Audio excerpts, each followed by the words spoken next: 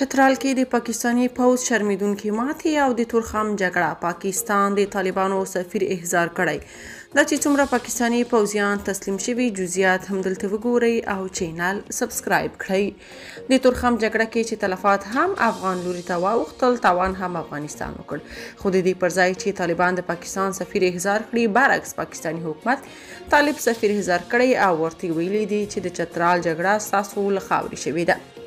پاکستان د طالبانو سرپرست سفیر احضار کړی. یو شمېر پاکستاني رسنۍ خبر ورکړی چې د پاکستان د بهرنیو چارو وزارت په چترال کې د پاکستاني طالبانو له بریدونو وروسته په اسلام آباد کې د طالبانو سرپرست سفیر احضار کړی دی.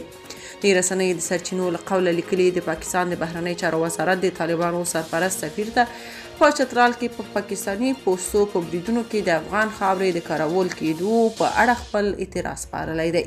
د طالبانو حکومت رسما په دې اړه څه نه دي ویلي، خو وړاندې په پاکستان کې د بریدونو په اړه د افغانستان د خاورې کارول کېدو په اړه د پاکستاني چارواکو څرګندونې تل رد کړي دي.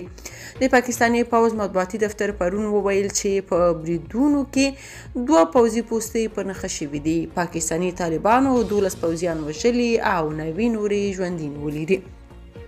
په چترال کې د جګړې په 3مه ورځ هم دغلته وضعیت د TTP تر کنټرول لاندې و او 12 پاکستاني عسکرو د وژلو او د 9 نورو د ژوندي نیولو ادعاوې کوي.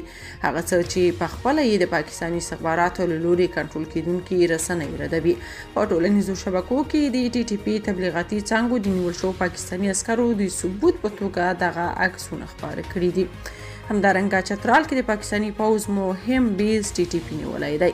سیمه ییزو رسنۍ خبر ورکړی چې تحریک طالبان پاکستان د جمعې په ناوخته چترال کې د پاکستاني پوځیانو یو مهم او ستراتیژیک بیس چې اټسون نومیده ولکه کړی او زیات شمېر وسلې مهمات ترې وړي دي.